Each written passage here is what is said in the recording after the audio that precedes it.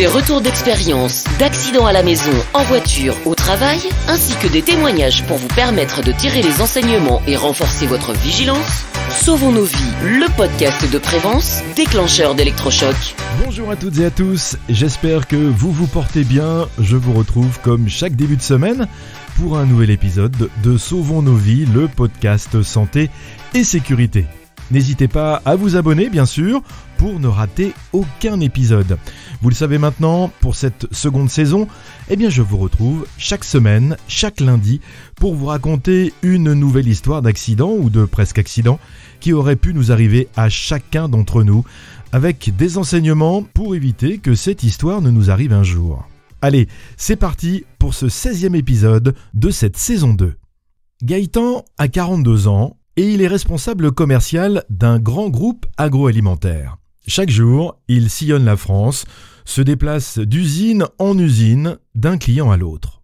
La route, pour lui, c'est une routine, un passage obligé, une habitude bien rodée. À force de kilomètres, tout lui semble familier, presque automatique.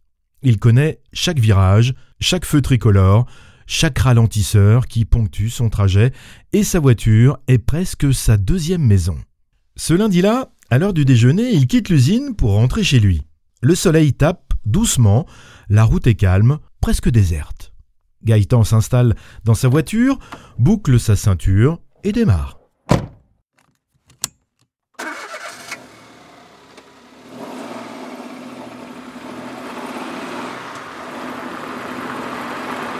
Il a l'esprit préoccupé par les mails et les messages qu'il a reçus pendant la matinée.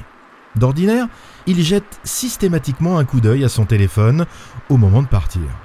Une habitude dangereuse qui ne prend même plus la peine de le questionner. Un œil sur la route, l'autre sur l'écran. C'est ainsi qu'il fonctionne. C'est devenu une seconde nature. Mais aujourd'hui, sans vraiment savoir pourquoi, son téléphone reste dans sa poche. Peut-être est-ce un instinct, une intuition, ou simplement la fatigue qui l'incite à rester concentré sur la route. Il passe le portail de l'usine, toujours concentré sur sa conduite, et continue son chemin, comme à son habitude. 50 mètres plus loin, il remarque une bouche d'égout inhabituelle. Sa couleur est différente. Il se rapproche de celle-ci, fixe son regard, et s'aperçoit qu'elle n'est pas d'une autre couleur, mais qu'il manque la plaque en fonte sur cette bouche d'égout juste en face de lui. Et au même moment, il remarque un casque de chantier au niveau de cette bouche d'égout. Puis une tête humaine qui sort du trou. Gaëtan donne un brusque coup de volant à gauche pour éviter la tête qui apparaît. Son cœur s'emballe, l'instant est si fugace qu'il a du mal à y croire. Une fois l'obstacle évité, il se remet sur sa droite et s'arrête sur le bas-côté. Encore sous le choc, Gaëtan sort précipitamment de sa voiture, son souffle est court, ses jambes tremblent même légèrement. Il se dirige vers l'ouvrier qui vient de sortir de la bouche d'égout. L'homme est en tenue de chantier, le visage en sueur, et lui adresse un sourire gêné. « Je suis désolé, j'aurais dû mettre les barrières de protection », lance l'ouvrier, visiblement conscient du danger qu'il a couru. Il ajoute en plus, comme pour se dédouaner, « c'est de ma faute, je savais que j'aurais pas dû, mais bon, c'est pour moi ». Gaëtan n'en revient pas. Il est abasourdi par cette réponse, incapable de comprendre comment une telle insouciance peut exister dans une situation aussi dangereuse. Comment cet homme peut-il prendre un tel risque avec une réponse aussi légère ? Une seconde de plus, un coup d'œil distrait sur son téléphone, et tout aurait pu basculer. Le choc de l'événement laisse Gaëtan muet, sans un mot de plus. Il remonte dans sa voiture, son esprit bourdonnant d'interrogations. Il se repasse la scène encore et encore dans sa tête. Et si son téléphone avait été dans ses mains ? Et si son attention avait été moins bonne ? Ne serait-ce qu'un instant ? Aurait-il percuté cet homme ? Et l'issue aurait-elle été bien différente ? En redémarrant sa voiture, une leçon s'impose à lui, nette et précise. La routine, ce sentiment de sécurité illusoire qu'il avait développé au fil des kilomètres, au fil des années, aurait pu lui coûter cher. L'habitude de jeter un œil sur son téléphone, une petite distraction qu'il jugeait sans gravité, aurait pu provoquer un drame.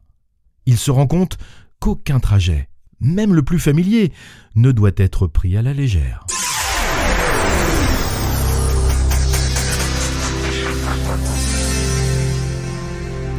L'histoire de Gaëtan est un rappel pour chacun d'entre nous. La route n'est jamais un terrain de routine. Il suffit de quelques secondes d'inattention pour que tout bascule, même sur des trajets les plus habituels qui nous paraissent sans risque. La leçon est claire, ne jamais faire deux choses en même temps lorsque l'on conduit. Le téléphone et la route ne font pas bon ménage.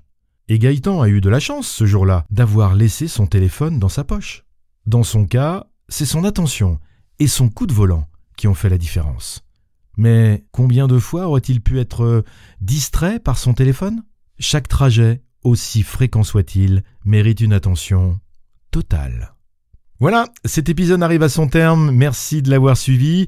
Si vous avez des histoires d'accidents ou de presque accidents, ainsi qu'un enseignement intéressant, eh bien vous pouvez nous les communiquer sur notre page LinkedIn Sauvons nos vies et elle pourra faire l'objet d'un nouvel épisode. Je vous donne rendez-vous lundi prochain pour une nouvelle aventure.